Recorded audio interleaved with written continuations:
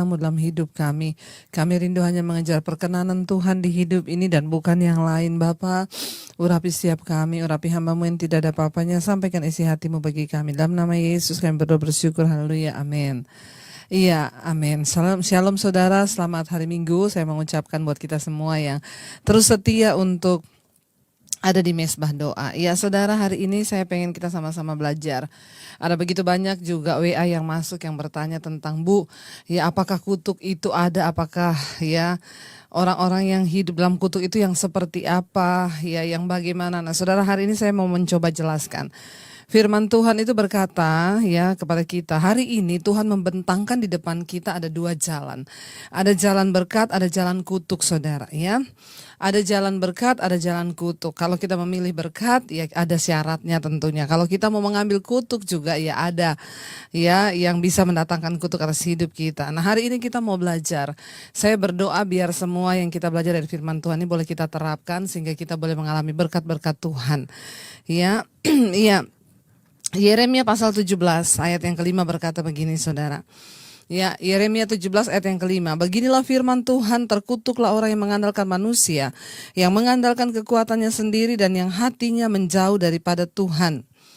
Ya, sebenarnya siapa sih orang yang akan hidup dalam kutuk Tuhan? Kutuk Tuhan itu ada? Iya ada. Saudara percaya atau tidak? Ada. Ya, karena dari perjanjian lama itu terus Tuhan berbicara tentang kutuk. Ya. Lalu apakah Tuhan jahat mengutuk kita? Enggak. Kenapa kita terkutuk? Karena kita yang memilih kutuk itu sendiri. Karena kita yang memilih jalan hidup kita. Nah hari ini kita ingin belajar. Kenapa seseorang bisa kena kutuk dalam kehidupannya dan hidupnya tidak diberkati? Yang pertama di sini dikatakan terkutuklah orang yang mengandalkan manusia. Ya, saudara, orang yang mengandalkan manusia itu terkutuk ya. Seringkali terlalu gampang kita berkata kita percaya pada Tuhan. Tetapi untuk mempercayakan hidup kita kepada Tuhan itu sungguh-sungguh itu sangat sulit. Kenapa? Karena Tuhan itu tidak kelihatan, sedangkan manusia itu kelihatan. Jadi kayaknya lebih gampang percaya kepada manusia daripada berharap kepada Tuhan ya. Terkutuklah orang yang mengandalkan manusia. Ya, firman Tuhan berkata orang mengandalkan manusia pasti kecewa enggak? Pasti kecewa. Dalam segala hal ya. Bukan cuma kecewa, bahkan terkutuk ya. Jangan taruh hidup kita kepada orang lain. Jangan menaruh sumber pertolongan kita kepada orang lain. Taruhlah hanya kepada Tuhan, saudara. Makanya maaf saudara ya, orang-orang yang datang kepada saya yang WA banyak loh, ada loh orang-orang Kristen yang WA meminta uang, meminta pertolongan. Sorry saudara, bukan saya tidak mau menolong, saya menolong banyak orang, tetapi yang minta-minta begini ya, saya mau mengajarkan kita, ayo hidup berharap pada Tuhan. Saya dulu ketika meninggalkan keluarga saya tidak ada uang 1 sen pun di tangan, saya tidak pernah minta-minta uang kepada siapapun saudara. Ya saya berharap menaruh iman saya kepada Tuhan dan saya berusaha mengandalkan Tuhan. Dan yang saya dapatkan apa? Ya saya melihat pertolongan, penyertaan Tuhan. Kalau engkau menaruh harapanmu pada manusia, ya engkau hanya akan melihat pertolongan dari manusia dan engkau tidak akan pernah bisa menemukan Tuhan. Engkau tidak akan pernah bisa bertemu dengan Tuhan. Coba, ketika engkau menghadapi persoalan masalah, datanglah kepada Tuhan. Jangan andalkan manusia. Contoh beberapa waktu yang lalu, ya ada ibu-ibu yang konseling kepada saya, Bu doakan Bu, saya itu rindu anak saya kuliah Bu. Tapi jujur memang biaya untuk dia masuk kuliah nggak ada karena ini lagi masa-masa untuk masuk sekolah. Saya bilang ibu berdoa Bu. Kalau ibu hidup sungguh-sungguh dengan Tuhan, ibu takut akan Tuhan. Ya jangan andalkan manusia Bu. Iya Bu, pasti kecewa saya mau pinjam kepada saudara juga pasti saya kecewa. Ibu berdoa Bu, tidak ada perkara yang mustahil bagi Tuhan. Iya Bu Debbie, makanya saya juga terus setia mengikuti mesbah doa. Saya mau berharap pada Tuhan. Jadi gini Bu, kalau memang kehendak Tuhan anak ibu itu kuliah, Tuhan pasti menyediakan. Kalau juga tidak ya jangan kecewa, berarti memang belum waktunya Tuhan. Ya akhirnya dia berdoa saudara. Enggak berapa lama ya berapa minggu kemudian dia WA saya, Bu terima kasih Bu. Ya benar Bu, Tuhan bekerja dijawab. Kenapa? Ya tiba-tiba Bu dapat kabar anak saya menerima beasiswa untuk kuliah, jadi dia tidak perlu bayar. Iya kan saudara, coba kalau dia sudah pinjam ke keluarganya, dia sudah pinjam ke orang lain, dia tidak akan pernah melihat mujizat Tuhan. Kenapa seringkali kita tidak bisa melihat mujizat Tuhan di hidup kita? Karena kita mengandalkan manusia. Ya, karena kita selalu berharap pada manusia yang bisa tolong kita. Kita bisa lari kepada manusia, terkutuklah orang yang mengandalkan manusia. Jangan mengandalkan apapun ya. Mengandalkan harta, kekayaan yang kau punya, mengandalkan kepintaran, sehingga ada banyak orang yang terus hidup dalam kesombongan. Dia berpikir bahwa dengan kehidupannya, dengan harta yang dia punya itu dia bisa membangun kehidupan yang serba sesuai dengan yang dia mau. Saudara, Alkitab berkata terkutuklah orang yang mengandalkan manusia ya, di dalam segala hal. Jangan pernah mengandalkan manusia, mari kita mengandalkan Tuhan. Ya, yang kedua di sini dikatakan siapa yang terkutuk, saudara? Yang mengandalkan kekuatannya sendiri. Ya, bahkan sekalipun kita ini diberikan kesehatan yang seperti apa, kita ini diberikan hikmat yang seperti apa, kita diberikan kekayaan yang seperti apa, jangan pernah mengandalkan kekuatanmu sendiri. Ada orang-orang yang selalu berkata begini, wah saya bersyukur bisa beli rumah karena pekerjaan saya, karena saya bekerja dengan luar biasa, karena saya begini. Saudara, kenapa engkau bisa beli rumah, kenapa engkau bisa menikmati yang baik? Semua karena Tuhan. Ya, semua karena Tuhan. Jangan pernah berkata karena kekuatanku, karena pekerjaanku. Ya, coba saudara, kalau Tuhan gak beri kita kesehatan, kita gak bisa apa-apa loh hari ini. Semua hanya karena Tuhan. Apapun yang kita punya, saya juga mau berkata, ya, kenapa saya bisa berkhotbah? Karena anugerah. Makanya ada yang tanya sama saya, Bu, Ibu kok bisa pintar khotbah gitu? Ibu belajar di sekolah teologi mana? Saya bilang saya belajar dari Tuhan. Tuhan sumber hikmat kita. Tuhanlah, kalau saya berjalan dengan kekuatan saya sendiri, saya sudah kehabisan bahan untuk khotbah. Tapi kenapa? Saya mengandalkan Tuhan. Saya mengandalkan Roh Kudus, makanya gak pernah kehabisan bahan. Kenapa? Karena Tuhan sumber inspirasi kita. Jangan taruh pada yang lain. Tuhan sumber segala-galanya bagi kita. Ya, bahkan ketika engkau menerima pujian, wah luar biasa ya. Jangan lupa katakan puji Tuhan. Semua karena anugerah. Ya, orang yang dikutuk adalah orang yang mengandalkan kekuatannya sendiri, yang berpikir bahwa semua yang dia dapat dari dirinya itu adalah karena kekuatannya, karena pekerjaannya, karena titelnya, karena apapun. Hari ini dengar baik-baik, semua yang kita miliki itu kita dapat hanya daripada Tuhan saja. Yang ketiga, siapa orang yang dikutuk Tuhan? Yang hatinya ya menjauh daripada Tuhan. Saudara, hati-hati dengan hati kita. Kenapa? Ternyata Tuhan itu memang Tuhan yang melihat hati. Orang yang hatinya jauh dari Tuhan itu dikutuk loh saudara. Dia mengalami kutuk di dalam hidupnya. Terkutuklah orang yang hatinya jauh dari Tuhan. Karena itu penting kita menjaga hati kita. Ya Tuhan, kalau ada sesuatu yang tidak berkenan, ada kepahitan, amarah, kekecewaan, Tuhan kuduskan hatiku. Mau saudara salah, mau saudara benar, jaga hati kita. Kenapa? Waktu hati kita penuh dengan kebencian, iri hati, maka kita hidup dalam keadaan terkutuk loh saudara. Ya, makanya ayat yang ke-9 berkata begini saudara, ayat yang ke-9. Betapa liciknya hati, lebih licik daripada segala sesuatu. Hatinya sudah membatu, siapakah yang dapat mengetahuinya? Ayat 10, aku Tuhan yang menyelidiki hati, yang mengunci batin untuk memberi balasan kepada setiap orang setimpal dengan tingkah langkahnya, setimpal dengan hasil perbuatannya. Ya, hatinya sudah membatu, hatinya licik. Hari-harian ini banyak orang yang hidup dengan hati yang licik. Dia pikir dia bisa tutup itu dari manusia, tapi engkau tidak akan pernah bisa tutup itu dari Tuhan. Tuhan yang melihat hati. Ayat 9 berkata, betapa liciknya hati, lebih licik daripada segala sesuatu. Hatinya sudah membatu. Bahaya saudara, kalau engkau terus membiarkan hatimu licik, hidup dengan kepahitan, di depan kita berlaku manis, di belakang kita berlaku jahat sama orang, itu hatinya licik saudara. Ya, firman ini berkata, kalau engkau biarkan terus hatimu licik, hatimu jahat, nanti lama-lama hatimu membatu. Kalau sudah membatu, tidak bisa dirubah lagi. Ya, di sini dikatakan dia pikir ketika hatinya melicik, membatu, siapa yang bisa dapat mengetahuinya? Ayat 9 berkata, siapa yang bisa mengetahui hatimu? Ya, ayat 10, aku Tuhan yang menyelidiki hati. Ya, yang apa? Yang menyelidiki hati, yang menguji batin untuk memberi balasan kepada setiap orang setimpal dengan tingkah langkah dan hasil perbuatannya. Jangan mencari perkenanan manusia. Jangan mencari perkenanan orang. Ya, mari kita cari perkenanan Tuhan. Orang yang mencari perkenanan Tuhan akan terus menjaga hatinya kudus di hadapan Tuhan. Ya, walaupun orangnya nggak tahu, ya, saudara mungkin lagi berkonflik atau bertikai dengan orang, doakan saja di kamarmu, biarin dia mau kayak apa di luar, biarin. Yang penting engkau duduk di kaki Tuhan, sebutkan namamu, aku mau berdoa buat dia Tuhan. Ampuni dia, ampuni kesalahannya, aku memberkati hidupnya. Cukup engkau berkenan di hadapan Tuhan. Kemarin seorang ibu telepon saya, saudara, ya, dia dikutukin oleh keluarganya sendiri.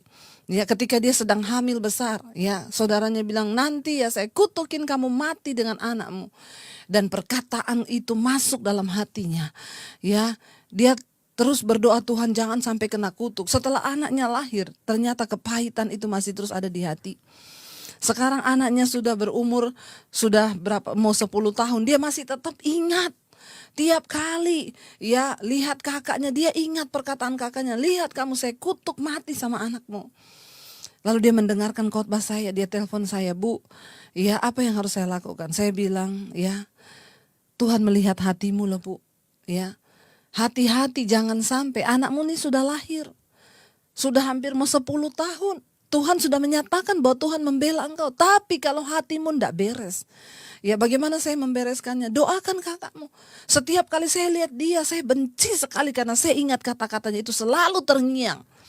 Saya bilang, Bu, tidak ada cara lain. Jaga hatimu di hadapan Tuhan. Jangan sampai karena kepahitan itu hatimu menjauh dan engkau justru dikutuk, hidup dalam kutukan yang benar. Ya, apa yang harus saya lakukan, Bu? Sebutkan namanya. Doakan setiap kali engkau ingat, lepaskan pengampunan dalam nama Yesus. Aku berkati dia Tuhan. Yang terpenting hari ini kita mengejar perkenanan Tuhan, bukan manusia. Saudara gak perlu ngomong ke orangnya, saya mendoakan kamu loh, saya yang ini loh, gak usah. Bereskan hidup kita di hadapan Tuhan. Ya, doakan orang itu saudara. Jangan ada hati yang kotor.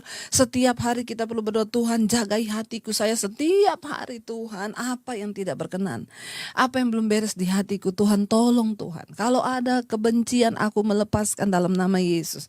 Aku mau Tuhan jagai hatiku di dalam kekudusan. Kenapa? Karena bahayanya waktu hatimu jauh dari Tuhan, waktu hatimu hidup dalam kelicikan, ya, waktu hatimu itu penuh dengan perbuatan jahat, kepahitan, licik hatimu. Lama-lama dia jadi membatu, ya. Dan ketika hatimu sudah membatu, tidak ada seorang pun lagi yang bisa menolong. Disitulah engkau hidup di bawah kutuk Tuhan. Ya, jadi keadaan terkutuk yang pertama, siapa yang akan mengalami kutuk? Yang pertama adalah orang yang mengandalkan manusia, yang mengandalkan kekuatannya sendiri, dan yang hatinya jauh dari Tuhan. Ya, selidiki hatimu hari ini, supaya kalau ada yang tidak berkenan, kita berdoa, Tuhan kuduskan hatiku dalam nama Yesus, aku mau Tuhan, hidupku berkenan. Lalu kita akan lihat saudara, ya, kalau orang mengalami kutuk, hidupnya itu seperti apa sih tanda-tandanya orang yang hidup di bawah kutuk? Ya, orang yang hidup di bawah kutuk itu tanda-tandanya apa? Ayat yang ke-6 berkata di sana, ayat yang ke-6. Ia akan seperti semak bulus di padang belantara. Ia tidak akan mengalami datangnya keadaan baik. Ia akan tinggal di tanah angus di padang gurun, di negeri padang asin yang tak berpenduduk. Ya, keadaan terkutuk itu yang pertama. Orang itu, ia akan seperti semak bulus di padang belantara. Ya, nggak berguna hidupnya saudara. Ya, buat orang lain juga nggak berguna. Ya, tidak berdampak. Semak bulus itu buat apa? Ya, di padang belantara hidupmu nggak berdampak. Ya, banyak orang nggak senang sama engkau. Kenapa hidupmu tuh nggak berdampak? Orang itu kalau hidupnya berdampak dicari banyak orang. Orang itu kalau hidupnya benar dicari banyak orang. Orang datang kepada dia memohon pertolongan, memohon bimbingan. Tapi kalau orang tidak berdampak hidupnya seperti semak bulus di padang belantara, ya di mana-mana itu malah jadi batu sandungan, tidak berdampak hidupmu. Ya, yang kedua di sana dikatakan ia tidak akan mengalami datangnya keadaan baik. Wow, ini mengerikan. Orang yang hidup di bawah kutuk tidak akan pernah mengalami keadaan baik. Bukan soal kaya loh. Karena ada banyak orang yang hidup dengan kekayaan yang berlimpah-limpah, tapi hidupnya itu tidak pernah mengalami keadaan baik. Keluarganya berantakan, ya rumah tangganya berantakan, ya apa-apa pokoknya nggak ada yang baik. Dia nggak bisa bersyukur atas apapun. Mungkin dia makan bisa jutaan, puluhan juta, ya, tapi dia nggak pernah bisa mengalami yang baik. Ya, selalu tidak baik. Ya, lihat orang iri hati, lihat orang dengki, lihat orang hidupnya aman, dia begitu. Kenapa? Di bawah kutuk. tidak pernah mengalami keadaan baik hidupnya. Ya, terus tinggal di dalam keadaan yang seperti itu. Ya, saudara lihat. Ya, orang yang dibawa kutuk itu, ya, nggak akan pernah bisa bersyukur. Bukan soal berapa banyak. Saya tuh kemarin ingat saudara, saya sama suami pertama kali di Jakarta. Ya, waktu itu kita masih naik motor, pelayanan kemana-mana naik motor. Kita sering pergi makan di salah satu restoran saudara ya. Mungkin yang masuk ke restoran itu yang naik motor cuma kita kali. Ya, salah satu restoran Manado, saya suka makan ikan bakarnya saudara. Ya, setiap kali makan kita pesannya apa? Satu ikan. Ikan itu nggak besar ya, ikan oci itu cuma segini saudara. Setelapak tangan saya, dan dia lebih kecil, tidak sebesar ini, cuma 3 jari kali begini. Ya, besarnya itu cuma 3 jari. Ya, kami selalu berdua datang, ya memang karena uang kami ya adanya segitu. Kita pesannya ikan 1 ekor sama sop kacang merah. Orang Manado bilang brenebon. Itu yang kita makan. Ikannya kita bagi 2 ya. Suami separuh, saya separuh. Kami bersyukur naik motor bisa makan yang seperti itu, kita bersyukur. Saudara tahu berapa hari lalu saya datang makan ke sana. Ya, sekarang dengan keadaan yang sudah diberkati Tuhan, kita datang naik mobil. Ya. Dan uang saya bisa beli bukan cuma 1 ekor, mungkin bisa beli beberapa. Tapi yang heran saudara, ya, berkali-kali kita tetap datang ke sana, ya. Saya tetap pesannya sama. 1 ikan, 1 kacang merah. Baru berapa hari lalu itu saya itu tersentak ya, tiba-tiba di hati itu ada suara yang berkata begini. Ya, ada yang perhatikan apa yang bukan aneh, tapi ada sesuatu yang unik dari kalian. Kenapa?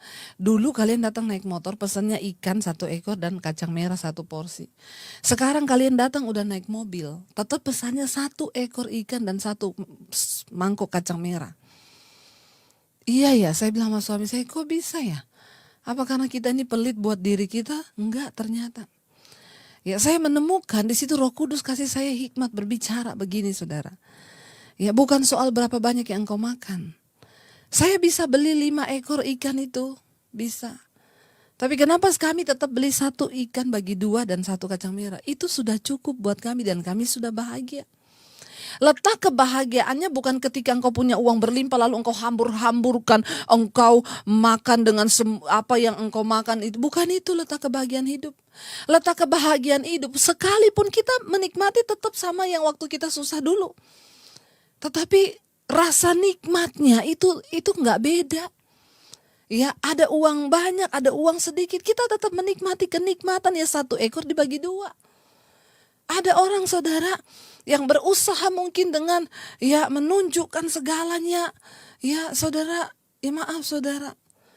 Orang kalau dalam keadaan terkutuk, engkau tidak akan pernah mengalami keadaan baik. Bukan karena engkau ya pamer hartamu, bukan waktu engkau beli barang mahal, bukan waktu engkau menghambur-hamburkan terus engkau bahagia, keadaanmu engkau merasa baik. Enggak. Bagi saya dan suami, kita makan 1 ekor ikan, 1 mangkok kacang merah, itu sama bahagianya dengan dulu waktu kita. Jadi rasa menikmati yang baik.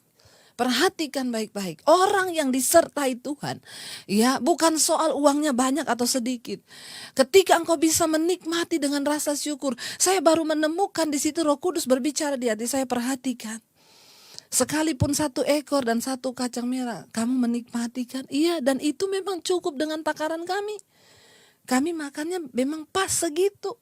Bukan soal kami menghamburkan, itu pas buat takaran kami. Bukan soal kita punya uang banyak bisa beli banyak, enggak. Ya, kalaupun engkau diberkati hari ini, ya jangan hamburkan uangmu untuk harga dirimu, tapi naikkan standar memberimu. Berkati orang lain.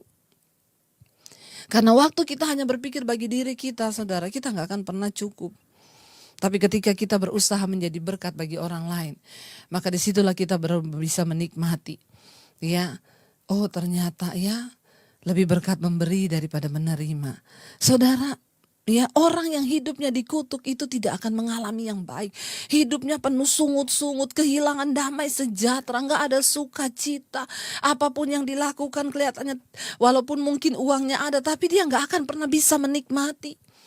Gak akan pernah baik hidupnya. Kenapa? Terkutuk. Kenapa terkutuk? Hatinya jauh. Kenapa terkutuk? Mengandalkan manusia. Kenapa terkutuk? Mengandalkan dirinya sendiri. Kenapa terkutuk? Hatinya penuh iri hati, dengki, kebencian. Ya, jangan menipu diri kita, saudara. Mari kita hidup jujur di hadapan Tuhan. Bereskan apa yang perlu kita bereskan. Ya, supaya kita mengalami yang baik. Yang pertama, jangan andalkan manusia, andalkan Tuhan dalam segala hal. Apapun engkau membutuhkan, apapun duduk di kaki Tuhan. Engkau difitnah, duduk di kaki Tuhan. Engkau mengalami apapun, duduk di kaki Tuhan. Tidak usah berusaha membela diri, enggak usah cari orang lain, enggak, duduk di kaki Tuhan.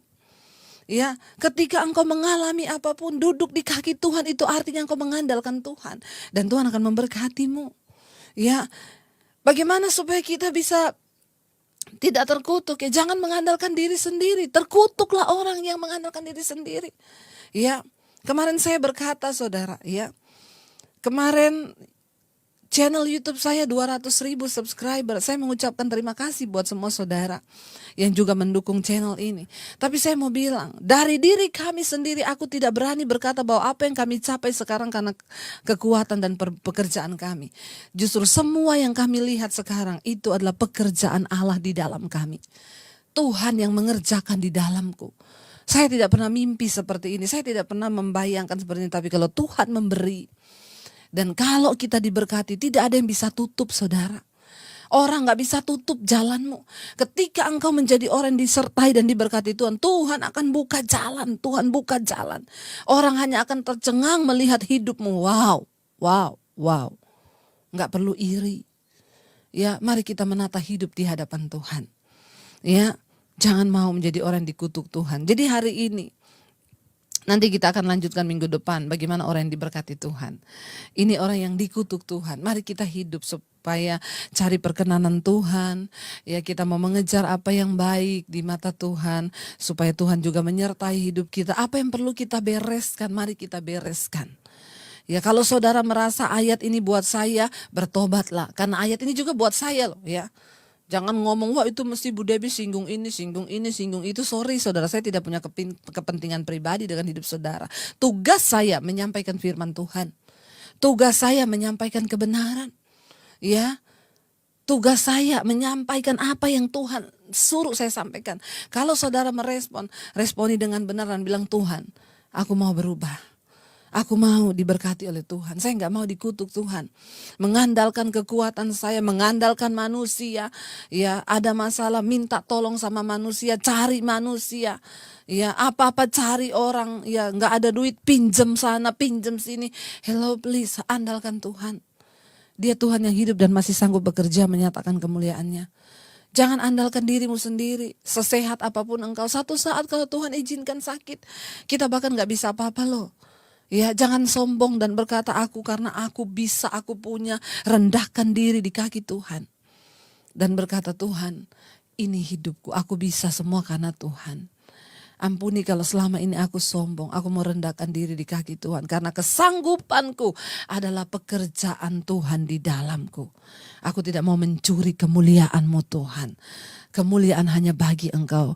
Jadikan hidupku berdampak. Ya, yang terakhir, jaga hatimu saudara. Jadi kalau hari ini saudara masih punya kepahitan, dendam, iri hati, sakit hati, lepaskan. Katakan, Tuhan, aku mau melepaskan. Supaya aku boleh diluputkan dari kutuk Tuhan dan aku mengalami berkat-berkat-Mu. Mari kita akan merenungkan firman ini saudara. Kita mau angkat satu pujian. Ya, kita mau renungkan firman Tuhan. Mari saudara, kita mau terus menyertakan Tuhan, karena tidak ada satu pun yang bisa kita andalkan di hidup ini. Hanya Tuhan, hanya Bapa. Kita butuh perkenanan Tuhan dalam hidup kita. Biar kita mau berkata hari ini pada Tuhan, kami membutuhkan perkenanan-Mu Tuhan di hidup kami. Bersama-Mu Bapa, kami datang membawa hidup kami Tuhan.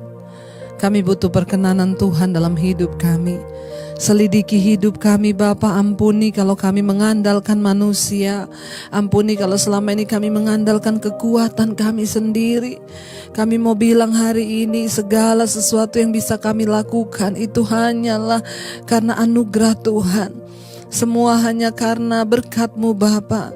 Engkau yang mengerjakan dalam kami baik keinginan, kemauan, apapun.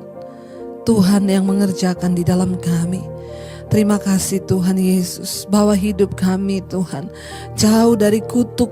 Kami mau melangkah di dalam berkat-berkat-Mu. Kami mau jaga hati kami tidak ingin hati kami jauh dari Tuhan. Kami mau mendekat dan melekat dengan Tuhan. Terima kasih Bapa, roh jiwa dan tubuh kami serahkan dalam tangan Tuhan. Di dalam nama-Mu Tuhan Yesus. Berkati setiap mereka yang mendengarkan ibadah online ini. Berkati hidup mereka, roh jiwa dan tubuhnya terjaga, terpelihara di dalam tangan Tuhan. Bapa, ampuni setiap dosa pelanggaran kami. Kami mau bertobat kembali kepada Tuhan. Segala kutuk yang mengikuti hidup kami buang di dalam nama Yesus. Ketika kami bertobat, tidak mengandalkan diri kami, mengandalkan manusia dan menjaga hati kami percaya Tuhan mengubahkan kutuk menjadi berkat atas hidup kami. Berkati setiap rumah tangga keluarga. Jadikan suami-suami menjadi imam, istri menjadi penolong, anak-anak tumbuh dalam takut akan Tuhan. Kami mau menjalani hidup bersama dengan Tuhan. Kami lepaskan berkat bagi bangsa negara kami. Tuhan lindungi bangsa ini, terbungkus dengan kuat kuasa darah-Mu. Dan Tuhan turut pegang kendali atas bangsa ini. Berkati Presiden Jokowi, wakil dan seluruh jajaran kabinet yang ada.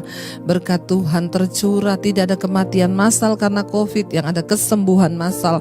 Kami terus percaya kuasa sakit penyakit diikat, patahkan, hancurkan dalam nama Tuhan Yesus.